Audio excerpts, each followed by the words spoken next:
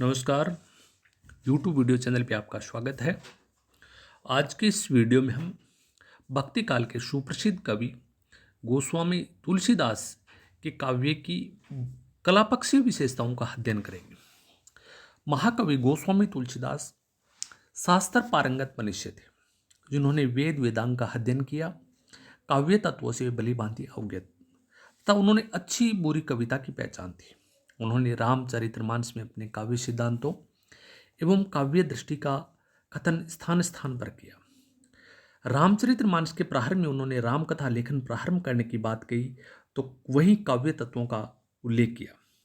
उन्होंने कविता के तत्वों में अर्थ, अलंकार, छंद, रीति, भाव, रस, दोष, गुण, ध्वनि और वक्रोक्ति आदि अनेक तत्वों की गणना की। वे रस को काव्य का प्राण तत्व मानते हुए भी रीति और अलंकार के महत्व को स्वीकार करते हैं। उन्होंने जैसे पुष्प में पराग, मकरंद और सुगंध होती है, उसी प्रकार काव्य में अनेक प्रकार के अर्थ व्यंजित करने की क्षमता होती है। तुलसी के काव्य की कलापक्षीय जो विशेषताओं में सबसे पहले हम अध्ययन करेंगे प्रबंध निपुणता। प्रबंध निपुणता में महाकवि गोस्वामी तुलसीदास जी ईश्वर प्रदत्त संपन्न महाकवि थे। उनका रामचरितमानस महाकाव्य प्रबंध की दृष्टि से उत्तम रचना है, जिसमें रचना कौशल, प्रबंध प्रभुता, विषय समायोजन आदि अनेक गुणों का अद्भुत निर्वाह है। कथानक के सभी आवश्यक तत्व है और महाकाव्य की गरिमा भी है। तुलसी ने अपने काव्य में नाना पुराण, निगमागम तथा लोक प्रचलित राम कथा को ही प्रकट करने की बात दोहराई। इस कथा में 4 वक्ता और 4 श्रोता है। तुलसी अपने श्रोताओं को बार बार राम के ब्रह्म स्वरूप का स्मरण करवाते हैं। उधर शिव पार्वती से, काकभूषणी क्रूर से और याज्ञवल्क्य के भारद्वाज से प्रबल संबंध स्थापित किए रहती है। यह क्रम टूटता नहीं है। दूसरी जो उनके काव्य की विशेषता है भाषा। तुलसीदास ने भाषा की दृष्टि से अनूठा प्रयोग किया है। उन्होंने रामचरितमानस अवधी भाषा में लिखा है। तुलसी की अवधी परिष्कृत और साहित्यिक अवधी है। अवधी की पूर्वी तथा पश्चिमी दोनों शैलियों पर उनका अधिकार था। विनय पत्रिका और कवितावली आदि रचनाएं ब्रज भाषा के साहित्यिक परिष्कृत रूप में रची गई है। इनके जो ब्रज और अवधी भाषा में संस्कृत की कोमलकांत पदावली का प्रयोग हुआ है। तुलसीदास संस्कृत भाषा के प्रकांड पंडित थे। रामचरितमानस में प्रत्येक कांड के प्रारंभ में मंगलाचरण संस्कृत में ही है। उनकी भाषा में भी समन्वय की विराट चेष्टा है। उनकी भाषा जितनी लौकिक है उतनी भी शास्त्रीय है। भाषा विषय और भाव के अनुकूल सहज रूप से सुगढ़ है। तीसरी जो उनकी विशेषता है विविध शैलियाँ। उनकी जो कलापक्षीय विशेषता हम अध्ययन कर रहे हैं, और कलापक्षीय विशेषता में उनकी जो तीसरी जो विशेषता है उनके काव्य की, वो है विविध शैलियाँ।